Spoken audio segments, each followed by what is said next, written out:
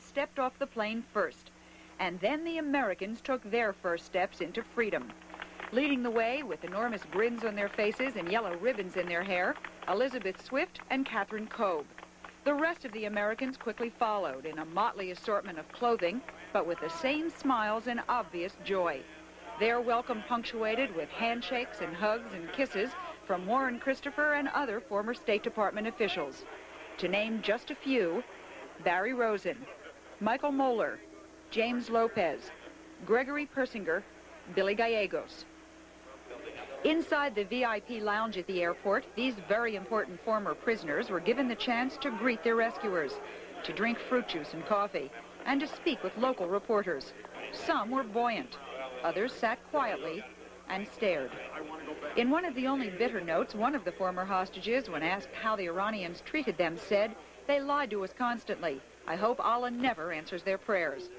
But Joseph Subik concentrated on the present. This is just a great moment today for your country and my country.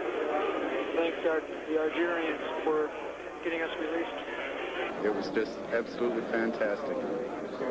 Much better than the last 15 months. I'd like to Thank God we're home. I'd like to say that the Algerians are very brave to go into Iran, period. Yeah, it's just good to get out of Khomeini land. It's great to get away from the masses. Good to get out of Khomeini land. The one thing I'd like to say right now to everybody back home is you can never imagine how much the letters and your prayers and your support through all of this have meant to us. We weren't able to write to you or communicate with you, but only the Lord knows how much it helped. And thank you from the bottom of my heart. Former Deputy Secretary of State Christopher officially expressed his gratitude to the Algerian Foreign Minister. So, Mr. Minister, I'm deeply indebted to you, as are all of my colleagues and friends on the chairs around the room. We're deeply indebted to your government, which has performed this humanitarian role with such high skill. Then all 52 had a chance to say thank you. Charlie Jones, Bruce German, Richard Moorfield, and a special touch of warmth from the highest-ranking member of the group, former Chargé Bruce Langen. After about an hour or so, Warren Christopher issued one last set of instructions: to board the 2 American medevac planes for West Germany. Have a good flight. God bless you all.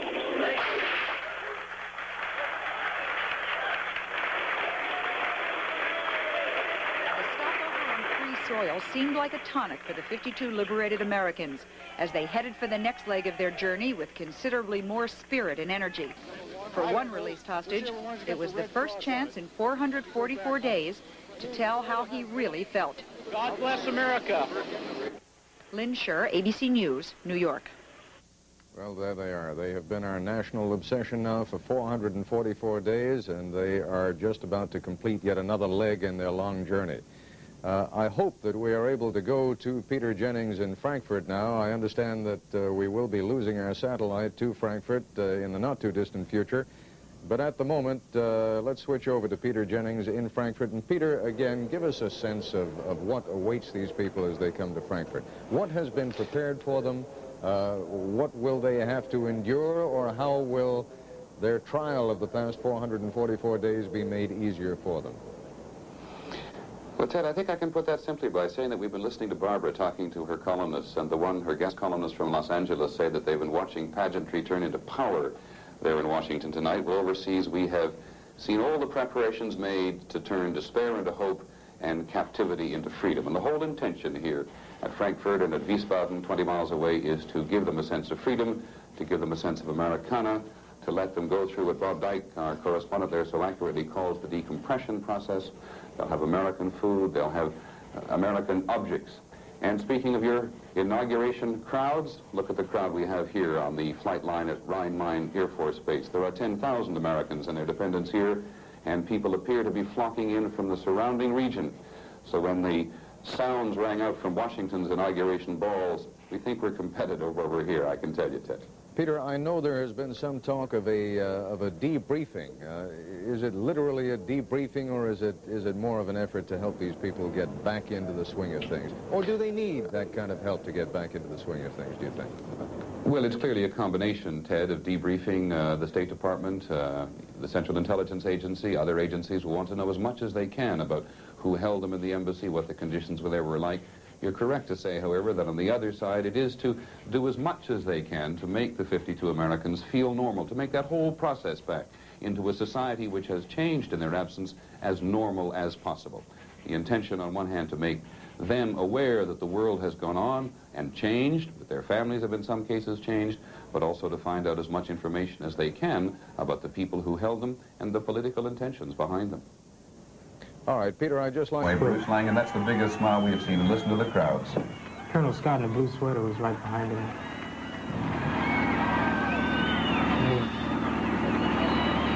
Barry Rosen, the press attaché. And this is Mr. Lauterbach in the Green Park. They're all wearing Green Park this time. ABC's Jim Walker is very close to that aircraft on the tarmac at the moment. Jim? Peter, one of the members of the welcoming party here is a Marine Colonel Jim Cooper, who just told me that he is the Marine officer in charge of all the Marine Guards around the world who has come here, standing directly behind former Secretary of State Vance. They are now shaking hands with the former Secretary.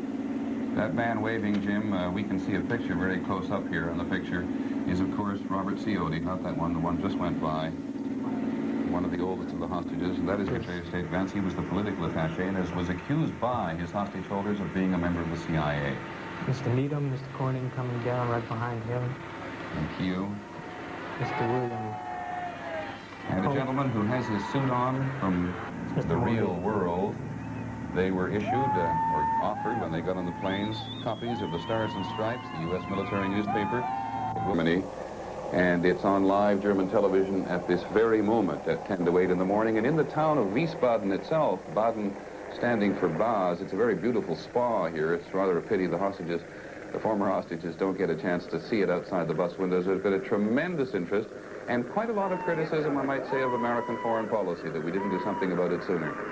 Well, no criticism at this moment. They're moving along the outer perimeter of the hospital now, turning left from the Konrad Adenauer ring onto Holsteinstrasse, and it's just a matter of seconds now before they enter the hospital grounds. Another turn onto Teutonenstrasse, and then a right turn will take them right into the rear emergency entrance. You can see the first cars now actually moving on to the hospital grounds. And the hospital itself surrounded, you may have seen people in one of the scenes preceding this, certainly people now chasing after the buses.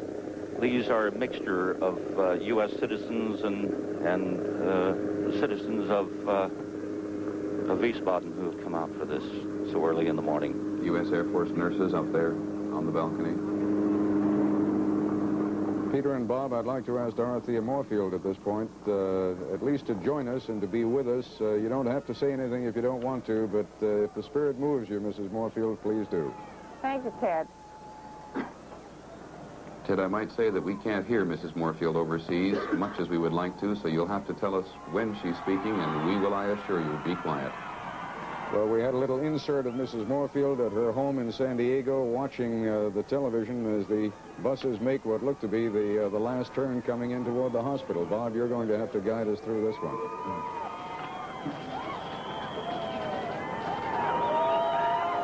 There's no mistaking those cheers.